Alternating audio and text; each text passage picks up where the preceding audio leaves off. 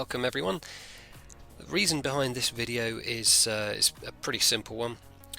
We're going to be taking a look at an LED drop-in bulb option because I keep seeing on social media that this particular one gets some rave reviews. It's the Nighteye, otherwise known as a NovSight, and yeah, quite honestly, on the box when you take a look at it, looks pretty decent. The quality, we'll find out. We'll take a little bit of a look at it. We're going to be playing around with it inside this refurbished projector, a halogen projector from an X-Type. Now I've had that aluminium deposition redone on that, so it's better than rechroming. You end up with a factory finish on it, and the projection should be good.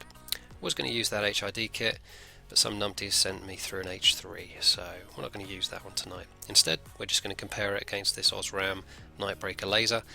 Honestly, really like those bulbs. They're pretty decent. That's a genuine kit, so quite happy with that. And alongside it, we're going to take a look at the Signature LED projectors, which I fit with every Signature upgrade to an LED at least. You can also get a xenon, which is different in how it functions, but yeah, this LED is totally self-contained within its projector. It's not a drop-in option. As a result, you'll see how the performance is very different. Quality control wise, very good. I've got a good supplier on these, so yeah, there's plenty of support in the market. So if we work on getting into this this Nighteye box, honestly, when you're buying a product like this for 20 odd quid, you've got to assume that at least 90p to £1.50 has been spent on packaging. Those gloves, it's got to be 20 or 30p.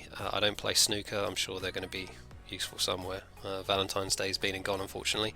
It's interesting that the marketing material inside is branded NovSight. So yeah, one in the same, NovSight, Nighteye. There you go. It is what it is. Again, worthless. If you need any guidance on how to install these in a leaflet form, that's concerning enough.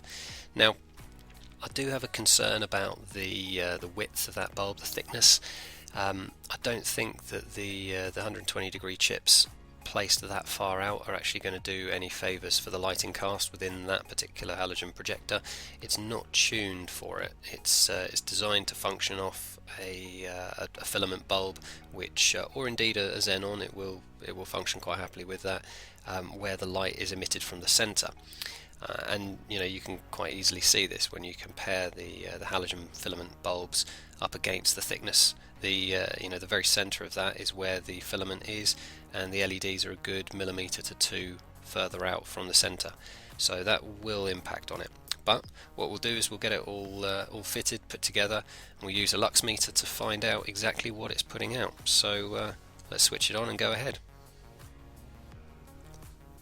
Right, so taking a look at the halogen, I'm quite happy with this in terms of a beam cast. I think the Nightbreaker laser does pretty well in this. Again, it is a high performance bulb. It's in an old projector style, but even then, at 16 meters, using the lux meter, we're seeing figures somewhere around 56, 58 lux, which is not too bad. So in its brightest point, this is the maximum that I'm seeing. You can see it on screen now. Honestly, that's a good score. That's a good score. It's a brand new projector. If you've got old worn projectors, it won't be so good, but you know, at least it'll be an improvement on any no-name bulb that's in there.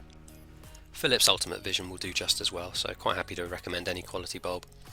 Looking at the NovSight bulb though, we can see that within the halogen projector we're actually getting a fairly decent light cast. The colour temperature is closer to 6.5 or 6,700 Kelvin, somewhere around there, and that increases the contrast quite considerably, so it makes it look quite a bit brighter than it actually is. Maximum I'm getting out of this thing is 50 lux, which is good 20% lower than what I was seeing with the halogen bulbs, decent halogen bulbs. Now bear in mind that this is in a refreshed projector, and the other thing that I'm noticing is quite a lot of bleed out of the lower edges, which wasn't visible when we were using the halogen bulb due to the colour temperature. If we go ahead and compare that to the Signature range, a dedicated LED that's designed for use within a certain projector, we can see that the cutoff is sharp.